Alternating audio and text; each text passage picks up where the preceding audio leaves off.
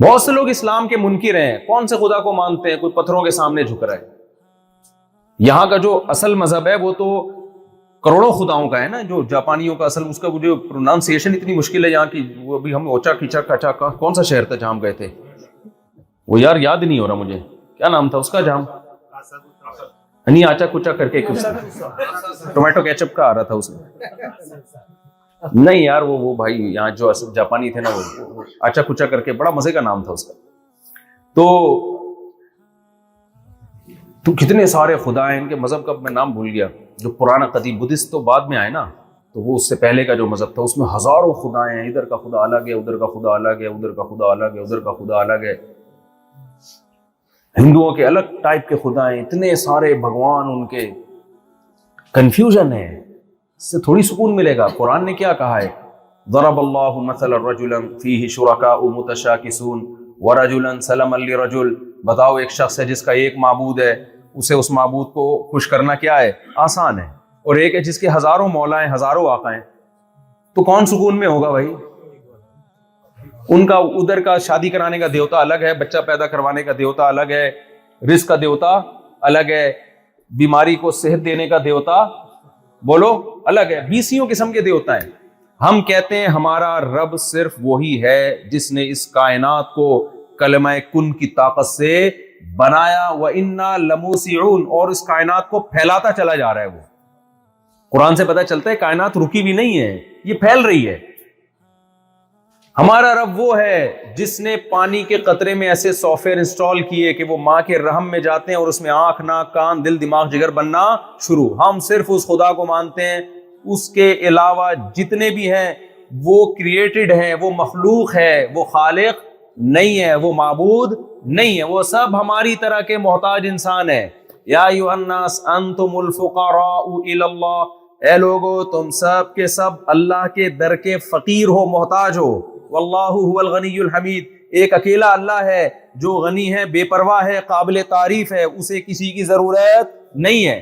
کتنا clear concept ہے یا نہیں ہے؟ یہ اسلام میں ہی ملے گا آپ کو، اسلام کے علاوہ یا تو اسلام ہے یا ایتھیزم ہے، جو خدا کے ہی منکر ہیں۔ وہ تو بہت بڑی حماقت والا کام کر رہے ہیں کہ بنانے والے کا انکار کر دیا۔ تو مذہب میں آپ کے پاس میرے بھائی اسلام کے علاوہ کوئی آپشن بولو نا نہیں ہے۔ تو کتنا اللہ نے احسان کیا کہ آپ کو مسلمان پیدا کر کے یہ آزمائش سے بچا لیا اللہ نے آپ کو۔ تو بجائے اس کے کہ اس نعمت پہ قدر کر کے یہاں لوگوں میں دعوت دیتے، ان کو مسلمان بنانے کی کوشش کرتے، ان کو ادھر لانے کے بجائے خود ہی ادھر کو کھسکنا شروع کر دیتے ہیں۔ یعرفون نعمت اللہ، اللہ کہتے ہیں یہ اللہ کی نعمت کو پہچانتے ہیں، اس کے بعد ناشکری کرتے ہیں۔ تو اس لیے اللہ کی جو طاقت اور قدرت ہے اس پر ایمان لے کر آئیں، اللہ کے احسانات کا استحضار کیا کریں۔ غیر مسلم جب کھانا کھاتا ہے اللہ کا شکر ادا نہیں کرتا۔ تھینک یو ایک دوسرے کو بہت کہا جاتا ہے، اب کسی کو کوئی چیزیں تھینک یو، وہ واپس کرے گا تھینک یو۔ ہمارے ہاں جو دیسی لوگ ہیں ان میں تھینک یو کی تھوڑی سی کمی ہے، ایسی چیزوں کی زیادتی ہے جو نہیں ہونی چاہیے۔ وہ زیادتی کن چیزوں کی پھر کبھی ملیں گے تو بتائیں گے آپ کو انشاءاللہ۔ تھینک یو کے بجائے وہاں تو یعنی الٹا کام چل رہا ہے۔ تو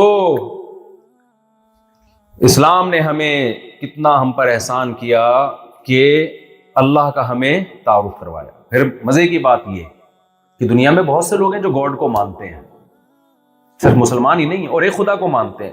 مذہب میں تو ایسے نہیں، لیکن انڈیویجولی ایسے بہت سارے لوگ آج بھی دنیا میں ہیں، سائنسدانوں میں بھی ہیں، پروفیسروں میں بھی ہیں، وہ کہتے ہیں کہ ہے خدا ہے، ہم مانتے ہیں کہ یہ خدا ہے، یہ خود بخود کائنات نہیں بن سکتی۔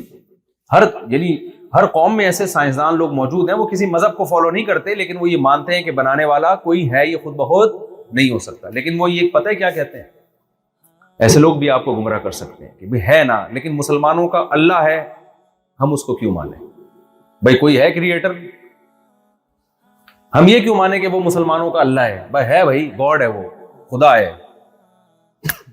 تو جب بھی کوئی ایسا وسوسہ دماغ میں آئے کرے نا، شیطان یہ وسوسے ڈالتا ہے، انسان بھی ڈال سکتے ہیں، تو یہ جواب دیا کرے شیطان کو اور انسان کو، ان سے کہا کریں بھائی ایک گاڈ وہ ہے جو گونگا بہرا ہے، समझने।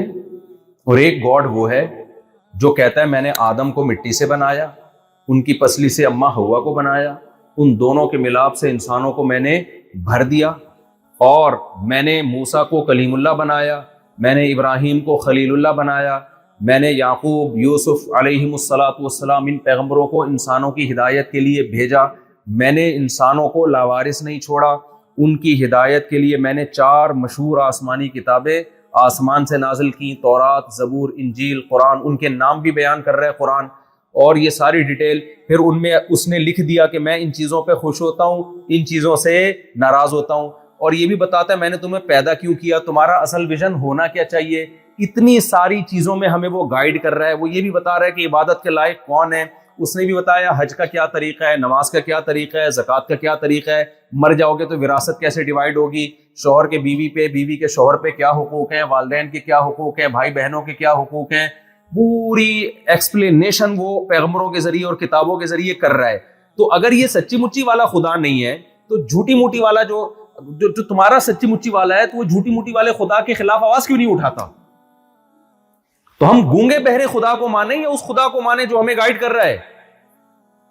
अफमन यहदी इलल हक़्क़ि अहक़्क़ु अन युत्तबअ अम्मन ला यहदी इल्ला अन युहदा। क्या जबरदस्त आयत है सूरह यूनुस की। अल्लाह फरमाते हैं बताओ वो ज्यादा इत्तिबा के हकदार है जो तुम्हें गाइडेंस दे रहा है, या वो जिसको खुद गाइडेंस की जरूरत है, उसके पास कोई हिदायत ही नहीं है, किसकी बात को मानोगे? देखो, आपने किसी से रास्ता पूछा कि भाई मैंने फला जगह जाना है, इसका रास्ता क्या है? वो बंदा, एक बंदा खड़ा हुआ रास्ता बता रहा है, यहां से मुड़िए, यूं जाइए, सीधे हाथ पे, फिर उल्टे हाथ पे, फिर गोले गंडे वाला आएगा। हम तो कराची के हिसाब से बताएंगे ना रास्ता, फिर थोड़े जाएंगे तो उधर रशीद बर्गर वाला आएगा। यहाँ लोग मुझे थोड़े बात लंबी हो जाएगी, तो रशीद बर्गर वाला आएगा, फिर उल्टे हाथ पे नली लिहारी, ये जाके आप अंडा मोड़ पहुंच जाएंगे। एक आदमी आपको ट्रैक पूरा ना समझा रहा है, पूरे तमीज से एक लोकेशन बता रहा है, दूसरा भी वहां खड़ा हुआ है, आप उससे पूछते हैं भाई कैसे जाना है, वो चुप, बोल ही नहीं रहा। हालांकि उसकी जबान भी है बोलने के लिए, होंठ भी है, पूरी बॉडी है, कोई शौक में भी नहीं गया हुआ, कोई धमाका हुआ हो करीब में, एकदम शौक में चला गया, चुप खड़ा हुआ है वो। तो आप मुझे बताओ किसको फॉलो करोगे, जो हिदायत दे रहा है या जो गूंगा बनके बुत बन के खड़ा हुआ है? किसको फॉलो करोगे? जो बता रहा है फिलहाल आपके पास, उसके अलावा कोई ऑप्शन होगा? आप बोलोगे भाई मुझे तो यही बता रहा है, मैं तो यही। तो इस्लाम के अलावा कोई आपको हिदायत देता है ही नहीं। इस्लाम के अलावा कोई बताता ही नहीं है कि शराब अच्छी चीज है कि बुरी चीज है। कोई बता सकता है? असेंबली में जो लोग जाएंगे, अगर वो सारे शराबी होंगे तो शराब अच्छी लीगल हो जाएगी, अगर वो शराब को बुरा समझते होंगे तो शराब क्या हो जाएगी? इलीगल। एक जमाने तक होमोसेक्सुअलिटी बहुत बुरी चीज थी, जब ये कॉमन नहीं थी। 1990 तक अमेरिका में होमोसेक्सुअलिटी एक दिमागी बीमारी समझी जाती थी, परले दर्जे का पागल आदमी समझा जाता था। लेकिन जब ये चीज फैल गई, असेंबलियों में भी ऐसे लोग पहुंच गए, तो अब ये क्या हो गई? ये सिर्फ लीगल नहीं हुई बल्कि ह्यूमन राइट्स में शामिल हो गई। तो ये हमें बताएंगे भाई, ये तो खुद हिदायत के काबिल है। फमन यहदी इलल हक़्क़ि अहक़्क़ु अन युत्तबअ अम्मन ला यहदी इल्ला अन युहदा। कुरान कह रहा है जो खुद हिदायत के लायक हो वो तुम्हें गाइड करेगा। इंसान हिदायत के लायक है, हिदायत याफ्ता मां के पेट से पैदा नहीं होता, तो इंसान इंसानों को गाइड नहीं कर सकता। इंसान को गाइड वो करेगा जिसने इंसान को पैदा किया, और वो गाइडेंस इस्लाम के अलावा किसी और के पास नहीं है। मैं समझा पा रहा हूं अपनी बात? तो अब भाई इस्लाम को या तो दिलो जान से लो या एक तरफ हो जाओ, पूरे कुछ और बन जाओ। ये बीच में लटकना क्या है, ये खतरनाक है। हमारा इस्लाम जो है ना, हमारे मतलब का इस्लाम है कि कड़वा कड़वा थू थू, मीठा मीठा हप हप। मौत के बाद हम सब चाहते हैं मुसलमानों के कब्रिस्तान में दफन हो, हमें ओवन में डाल के राख ना बनाया जाए। चाहते हैं या नहीं चाहते? भाई अगर आपने लिबरल बनना है, सेकुलर बनना है, तो मौत के बाद कोयला बना दो, टिक्के बना के खिला दो किसी को, या कब्र में डालो, तो इससे क्या फर्क पड़ता है? क्या ख्याल है भाई, इससे क्या फर्क पड़ता है? जब मर गए, जब ऑटोमेटिकली खुद ब खुद पैदा हुए थे तो मर गए, तो कीड़ों ने जब खाना है तो बेहतर नहीं टिक्के बना के इंसानों को खिला दो यार? क्या ख्याल है? इरशाद भाई गलत तो नहीं कह रहा? फिर इसमें क्या इतना वो कि भाई, एक दफा किसी ने हमसे सवाल पूछा कि जो है वो चाइना में ना, जो माँ की जो दूध होता है ना, उसको डब्बों में पैक करके وہ خشک کر کے باقاعدہ بچوں کی فیڈ کے طور پر کمپنیاں اس کو بیچتی ہیں، ڈبوں میں بک رہا ہوتا ہے. تو ہم سے سوال پوچھا کہ یہ جائز ہے ناجائز؟ ہم نے کہا یہ حرام ہے، ناجائز ہے. ایک صاحب نے کہا لو، ایک تو یہ مولوی لوگ بس ہر چیز میں ٹانگ اڑاتے ہیں، حلال حرام حرام، یہ ترقی کر ہی نہیں سکتے. اس میں کیا جا رہا ہے اگر وہ خشک ڈبوں میں ماں کا دودھ بک رہا ہے؟ تو یہ مولوی لوگ ہر جگہ کیا کرتے ہیں؟ فتوے جھاڑنا شروع کر. بھائی ہم سے تو پوچھا ہے تو بتائیں گے نا. تو میں نے کہا کہ یہ ڈبوں کا ترقی سے کوئی تعلق ہے؟ بولو. اس سے کہ یہ جاپان میں جو سائنسدان پیدا ہوئے ہیں یہ اس لیے ہوئے کہ ماں کا دودھ ڈبوں میں بکتا تھا. اس کا ترقی سے کیا تعلق ہے بھائی؟ اخلاقیات سے اس کا تعلق ہے. فقہاء نے لکھا ہے کہ انسانی جسم کے سے جو چیز بھی مکرم اور محترم چیز ہوتی ہے وہ بازاروں میں بکنے کے لائق نہیں ہے، انسانیت کی توہین نہیں ہے. وَلَقَدْ كَرَّمْنَا بَنِي آدم، ہم نے بنی آدم کو بہت زیادہ عزت دی ہے. پوری کائنات اللہ نے انسان کے لیے بنائی ہے. یہ اسپیئر پارٹس اس کے بکیں گے نہیں. تبھی یہ جو ڈونیشن کر کے بیچ رہے ہوتے ہیں نا گردے وردے، حرام ہے، ناجائز ہے. یہ اسپیئر پارٹس کی دکان تھوڑی ہے کہ ادھر سے گردہ اٹھا کے وسیم کو 1 کروڑ میں بیچ دیا اور ادھر سے جناب اپنا پتا نکال کے سلیم کے پکڑا دیا. تھوڑے دنوں میں کیا ہوگا؟ وہ اسپیئر پارٹس کی دکان ہوگی. موت کے بعد پرزے رکھے ہوئے ہوں گے وسیم بھائی کی آنکھیں، اور بھائی کوئی وسیم بھائی تو پیش کی معذرت یار، یہ کلیم بھائی کی جو ہے نا، اچھا بہت معذرت کے ساتھ، تو یہ گھٹنے ان کے، اچھا. تو اب کیا کروں؟ وہ کریکٹر یہی ہوتے ہیں نا. اب جاپان میں کچھ اور نام ہوں گے تو مجھے بتائیں جی. تو یہ سب یہ اسپیئر پارٹس کی دکان تھوڑی ہے انسان کو ہی. کیونکہ اگر آپ نے اس کو بالکل ہی صرف انسانیت کی خدمت ہی دیکھنی ہے کہ یہاں سے اٹھا کے اس کو بیچ دو، تو بھائی پھر دفنانے کی ٹینشن کی کیا ضرورت ہے؟ پھر تو کسی کے کام آ جائے تو اچھا نہیں ہے. تو مر جائے تو بھائی اس کو گوشت کھلا دو. اب تو مر گیا، ویسے بھی کیا کرنا ہے، تازہ تازہ ہے، ابھی تازہ تازہ مرا ہے ڈبوں میں پیک کر کے. کل آج ماں کا دودھ ڈبوں میں پیک کر کے بک رہا ہے، کل گوشت بھی بک سکتا ہے. اور دوسری بات یہ کہ اسلام میں جس ماں کا دودھ آپ نے پیا ہو اس کا بہت بڑا حق ہے. جس ماں نے، عورت نے، دیکھو غیر مسلموں کے ہاں ریلیشن نام کی کوئی چیز نہیں ہے. اسلام تو ریلیشن ہی کی بیس پہ قائم ہے. اللہ سے ریلیشن، آپس میں ریلیشن. تبھی تو قرآن جہاں اپنا حق بیان کرتا ہے وہیں فوراً ماں باپ کا تذکرہ کر دیتا ہے، کیونکہ اللہ کے بعد سب سے زیادہ احسانات کس کے ہیں؟ والدین کے. تو ریلیشن ہی کی بیس پہ تو اس مذہب وجود میں آیا ہے. اس مذہب کی بیس ہی ریلیشن پر ہے کہ اپنا ریلیشن اپنے بنانے والے سے بھی صحیح کرو اور جنہوں نے تمہیں پیدا کیا ان سے بھی صحیح کرو. اسلام میں بتاؤ نا مجھے کہ اللہ کے بعد سب سے بڑا حق کس کا ہے؟ والدین کا ہے یا نہیں ہے؟ وَوَصَّيْنَا الْإِنسَانَ بِوَالِدَيْهِ، ہم نے وصیت کر دی ہے. لَا تَقُلْ لَهُمَا اُفٍّ، اولڈ ہاؤس میں جمع کرانا تو بہت دور کی بات. بڑھاپے میں ان کو گھر میں رکھ کے ان کے سامنے چیخو پکار پہ اف کہنے کی بھی اجازت نہیں ہے. برداشت کرنا ہے بس. بہت بڑا حق ہے.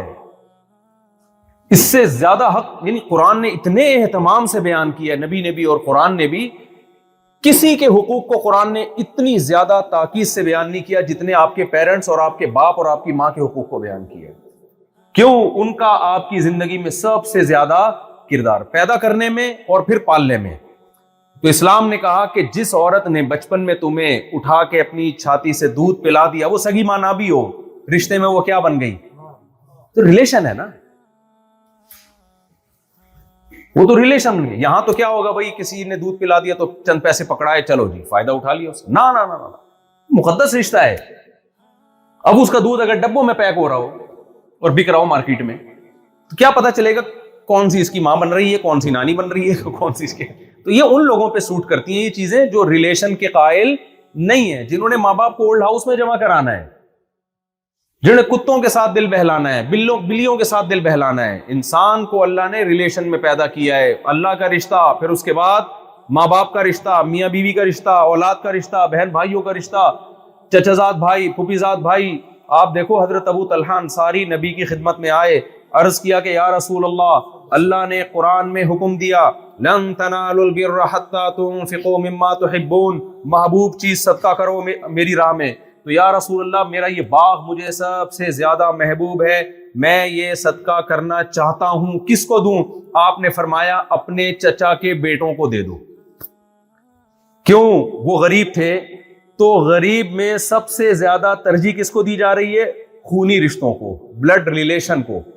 ہو سکتا ہے بھائی زیادہ غریب نہ ہو، چچا زاد تو حالانکہ مدینہ میں تو غریب کم تھوڑی تھے، لیکن ترجیح کس کو دی جا رہی ہے؟ چچا زاد، تاکہ ان سے ریلیشن کیا ہو جائے؟ بولے نا بھائی، جملہ مکمل کریں، ریلیشن مضبوط۔ اسلام انڈیویجولی آپ کو لائف گزارنے کی اجازت نہیں دیتا کہ آپ بس ریاست کے غلام ہو، ریاست کو ٹائم پہ ٹیکس ادا کرو اور اس کے بعد موج مستی کرو، اولڈ ہاؤس میں مر جاؤ۔ نہ، یہ نہیں ہو سکتا۔ آپ کو ریلیشن کو کیا کرنا پڑے گا؟ دو چیزیں ہیں، ریلیشن بنانا بھی پڑے گا اور اس کو جوڑنا بھی